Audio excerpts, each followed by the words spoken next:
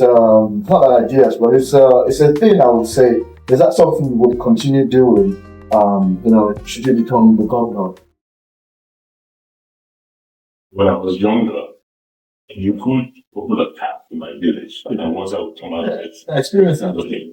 So, what has happened? You open a tap, there's even no tap, except we will do boreholes.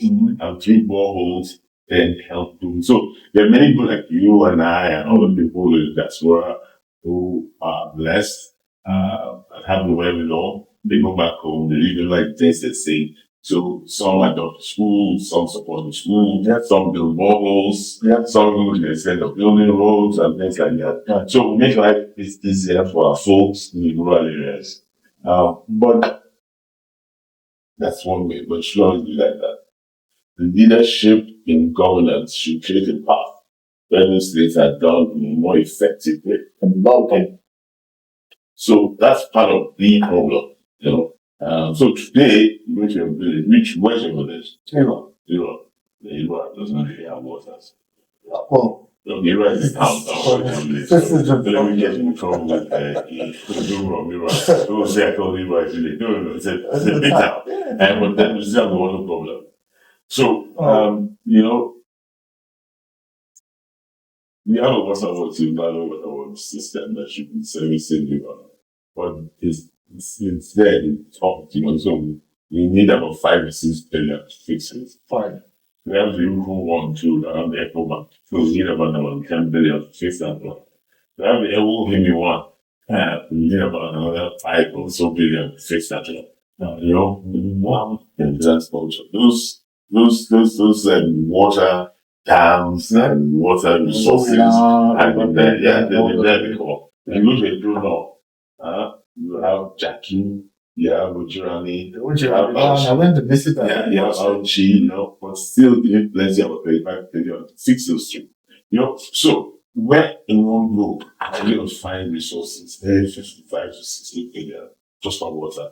Our revenue profile in the States of 15 billion a month. When you take out salaries and pensions, maybe electric 6 or 7 or something. So there's lots to be done.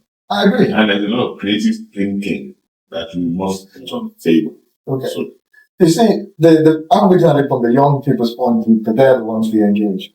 And these are the questions they ask. Because we know what they are, we know how they feel. If they ask you the same question now, I don't really want to mess it and be an interview, but from conversational point of view, all the stuff we've said, the question that will come back to us is, how are we going to fix these things? If we don't have the resources, we should start the engagement. I spent the last 1 week touring Europe and talking to our people out there in the diaspora, and last 6 or 7 months, that's the same message I've kind of been passing to our home. Right. I think we go back to the point you made earlier about the process of leadership choice. If you put your best foot forward always, then you have people so if 3 or 4 main political parties have great candidates in place, like I said, you have choice them because of the philosophy or whatever else. And you know that any of the 3, 4, 5 will run a great government. Okay? Yes. They will run a creative government. Yes. Now, we need 60 billion to fix water. Those parts of it, we say about where can we creatively find 60 billion? Our revenue profile will not make that easily available. Are there any other sources of finding money that we can use to fix these problems? Can we kind of, sequence it? So we'll do one here, one here. What's the creative thinking behind making sure that we provide these infrastructure requirements to our people? Are we going to increase our economic size so that our earnings are sufficient to help this process? Are we going to be creative public-private partnership, all sorts of carbon credits, all kind of mixture of financing can we find? If those who hold financing trust you and trust the way you govern, It's easier for you to approach her and listen, I need to deal with these issues for the benefit of my people. I have this money, I'll pay you by this time. And they know that you have the resources, you will find the resources and you create it. You'll find the money. I spent the last chunk of my life finding money for private entities to work, you know. Yeah. So I'm sure we can find money for COVID. You know, the issue I keep saying is that the process must be transparent and accountable. People must trust you. Yeah. And if they trust you, money flows, flows to the line of sense. And where they trust. I mean, that's one thing you have going for you, to be honest, to that level of trust. Because, again, not to say, I'm not leaning towards the political side, it's based on the individual and leadership. Those are the markers that we're using.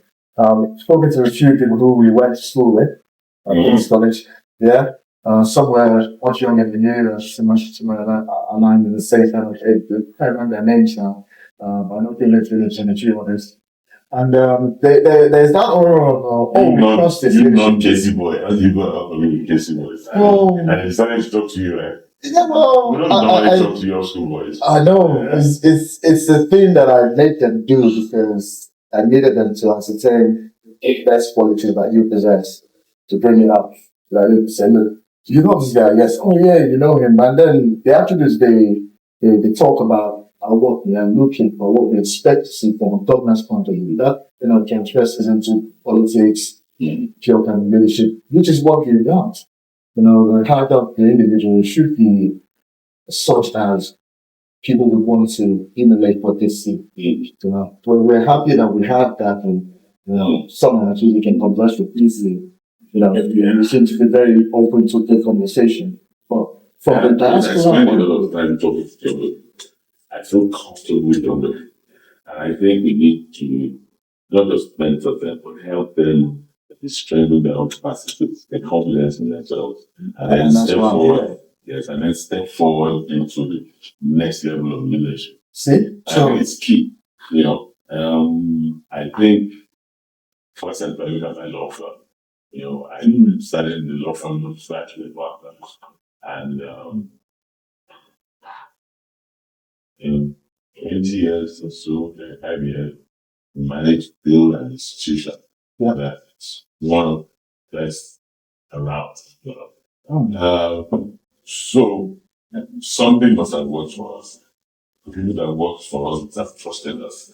They must have shown certain level of leadership, certain level of empathy, and also people, love for the work we do, certain level of excellence, Yes. I think, we were also blessed by the relationships as corporate lawyers to be asked by corporate so again, they must have noticed certain policies, so to speak, and then we became chairpersons of different boards. And I think we led those boards very well. So, so fairly well. So led them fairly well. So, yes, so you can kind of aggregate all of it as somebody that say, okay, to have been able to do some of these things, there's some strength in leadership.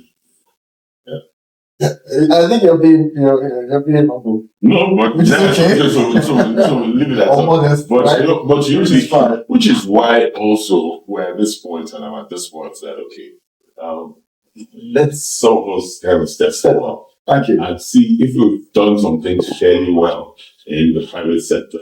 Is there a way we can translate this to doing fairly well in the public sector? Yeah.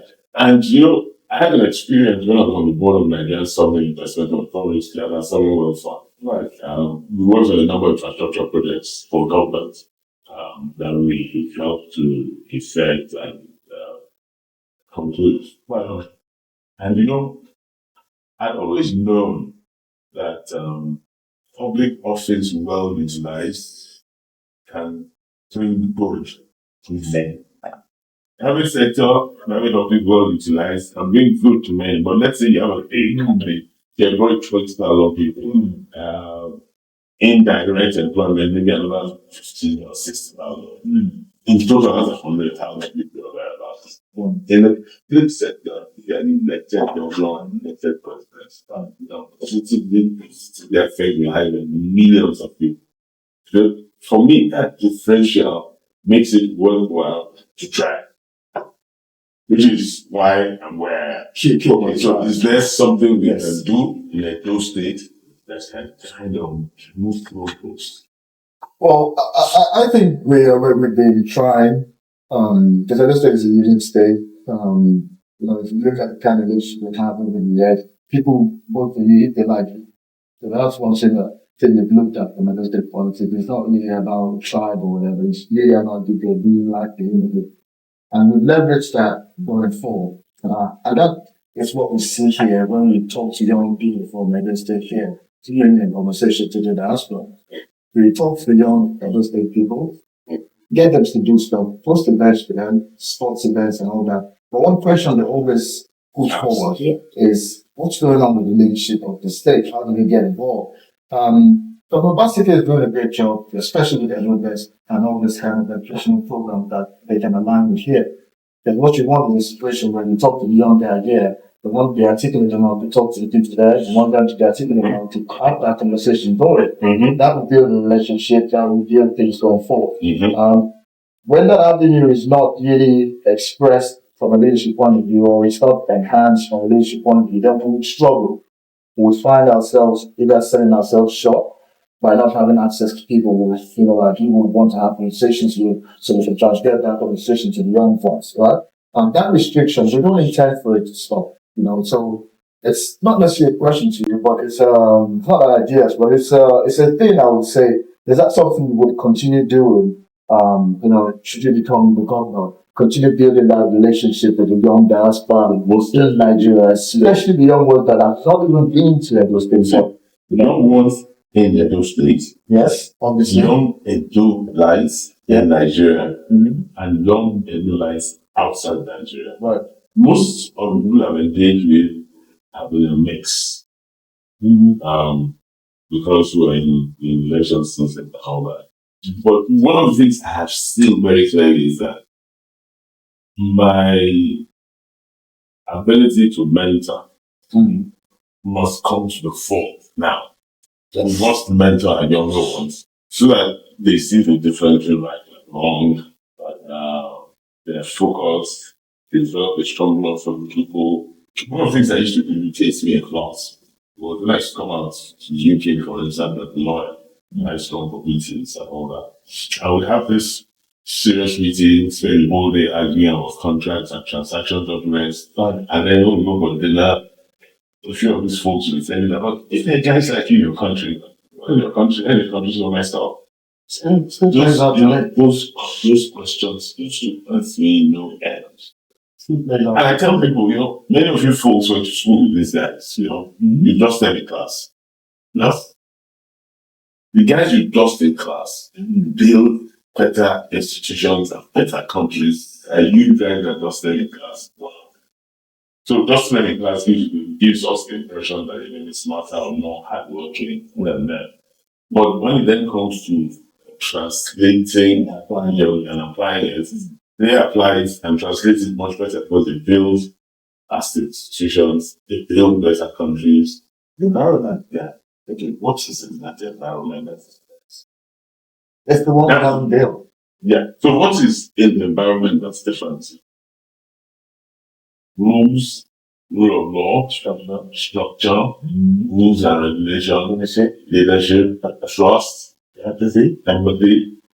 So how do we buy those things down environment so that we can translate all of those things into strong, forward-looking, purposeful leadership?